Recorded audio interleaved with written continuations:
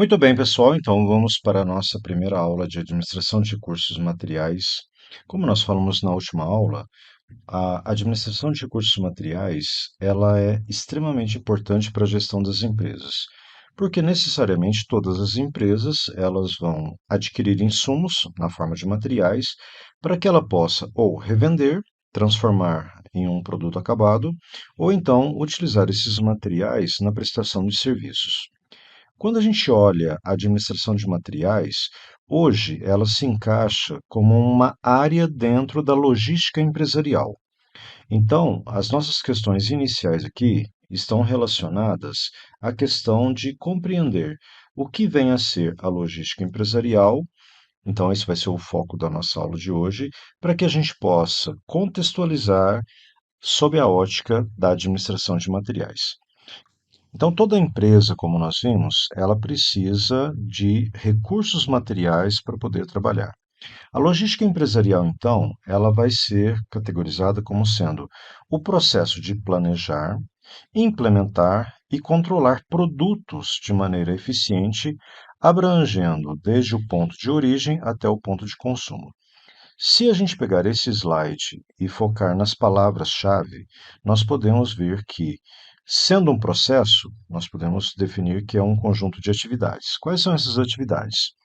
Todo gestor ele tem que planejar.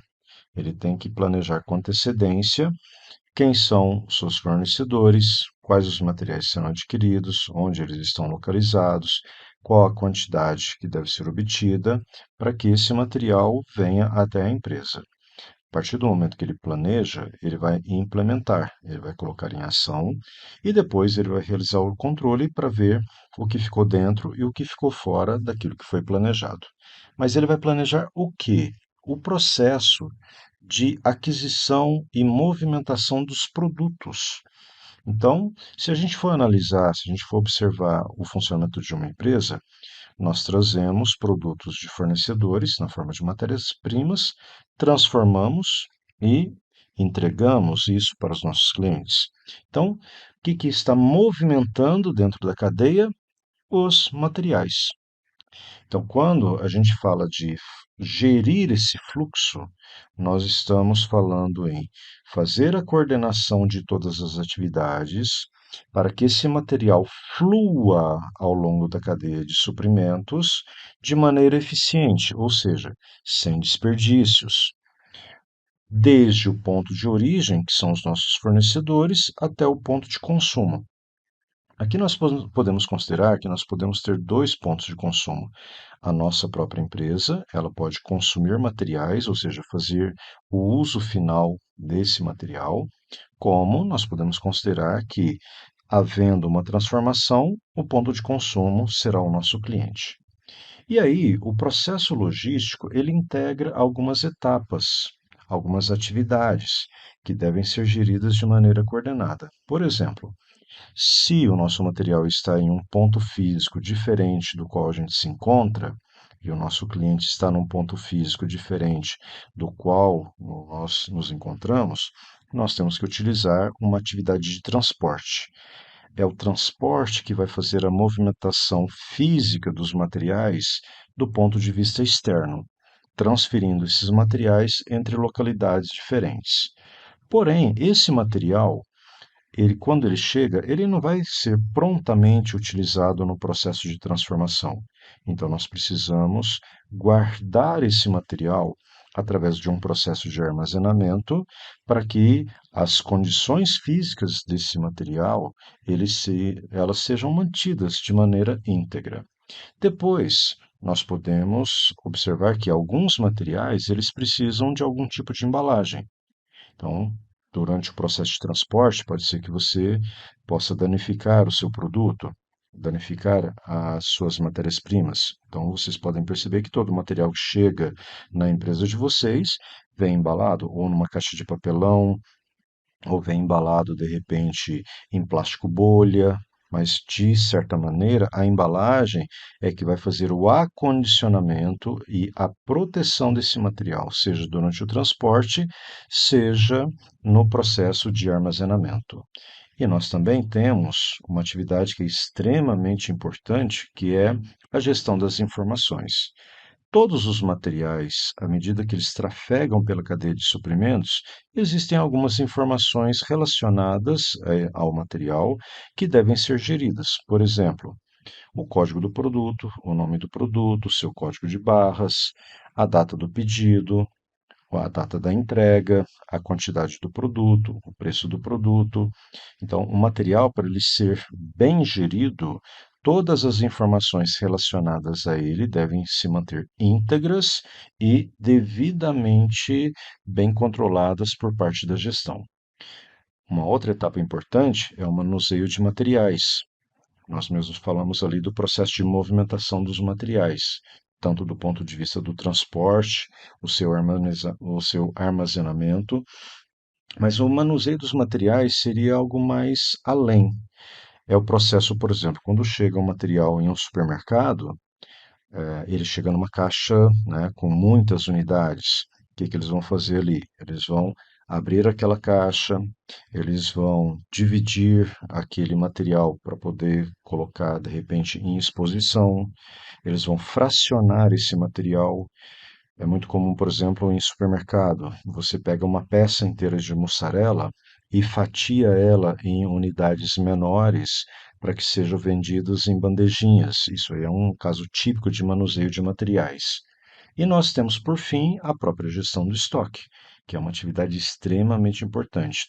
Se a gente fala que o material está armazenado, significa que esse material está estocado. Se esse material está estocado, ele é um ativo da empresa, ele é um estoque. E como nós vamos falar bastante nessa disciplina, estoque é dinheiro. Então, o estoque ele tem que ser muito bem controlado na ponta do lápis para que as suas quantidades físicas estejam de acordo com as quantidades registradas nos sistemas de controle, seja um sistema de controle informatizado, como pode ser também um controle de estoque no papel. Muito raramente a gente vê isso hoje em dia, mas pode ser que exista, ou numa planilha, alguma coisa assim. Então, todas essas atividades fazem parte da gestão do fluxo dos materiais ao longo da cadeia de suprimentos. Portanto, a gente pode considerar que, quando a gente olha sob a ótica dos materiais, nós podemos dizer que nós temos algumas categorias ou algumas classificações diferentes de materiais.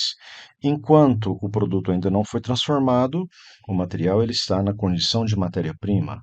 A partir do momento que você leva esse material para ser transformado, ou que ele está em processo de transformação, nós dizemos que ele está em processo.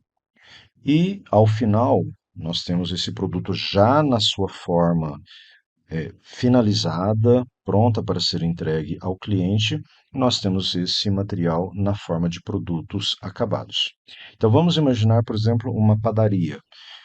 Enquanto você tem ali, lá no estoque, né, farinha, ovos, leite, açúcar, sal, etc., esses materiais guardados ainda no almoxarifado, no estoque, seja o nome que se quer dar, ele está na forma de matéria-prima. A partir do momento que você pega tudo isso e coloca dentro ali de uma máquina para poder fazer a transformação, e você quebra os ovos, mistura com a farinha e joga o leite, joga o açúcar, etc e tal, e aí você está batendo, está preparando a massa, você está com esse material em processo. Muito dificilmente você vai conseguir reverter esse material que está em processo em matéria-prima de novo. Por quê? Porque você já mudou a característica física desse produto. Então, consequentemente, é dali para frente. Então, esse produto ele vai virar, né, um pão, uma rosca, um bolo, algo assim, já na sua forma final. Então, já vai estar assado, já vai estar ali todo preparado, embalado, e aí nós temos esse material então na condição de produto acabado. Então, basicamente, quando a gente olha a logística, né, nós podemos sempre sob a ótica dos materiais dizer que ela tem uma logística de suprimentos, que é o processo de obtenção do material junto aos fornecedores.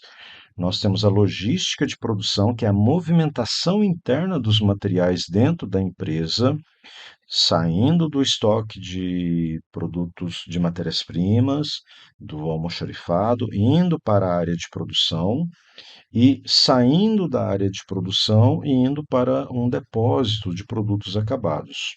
Depois nós temos a logística de distribuição, que é quando nós então entregamos esse material para os nossos clientes. Então aqui já é um fluxo de saída, onde nós expedimos o produto, colocamos dentro de um veículo de transporte em direção à localização, à localidade do nosso cliente.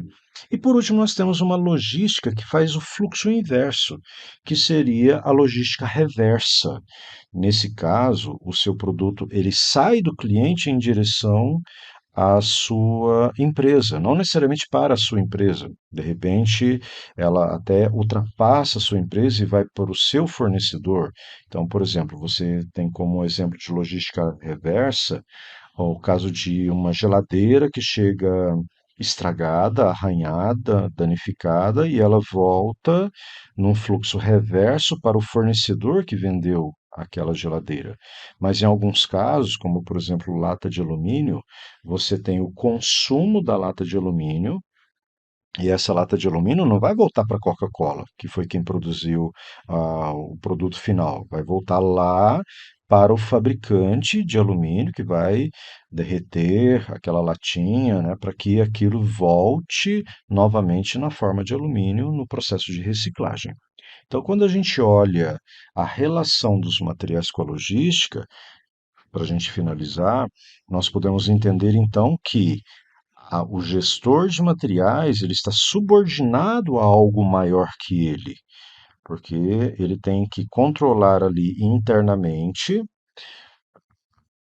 os materiais, ele tem que olhar a conexão da empresa com seus fornecedores e deve olhar a conexão da empresa com seus clientes, de modo a garantir que o fluxo de materiais, desde o ponto de origem dos seus fornecedores até o momento da entrega junto aos seus clientes, ocorra, como nós vimos no conceito inicial da aula, de maneira eficiente. Então, ficamos por aqui e damos continuidade na nossa disciplina na nossa próxima aula. Um abraço a todos e até lá.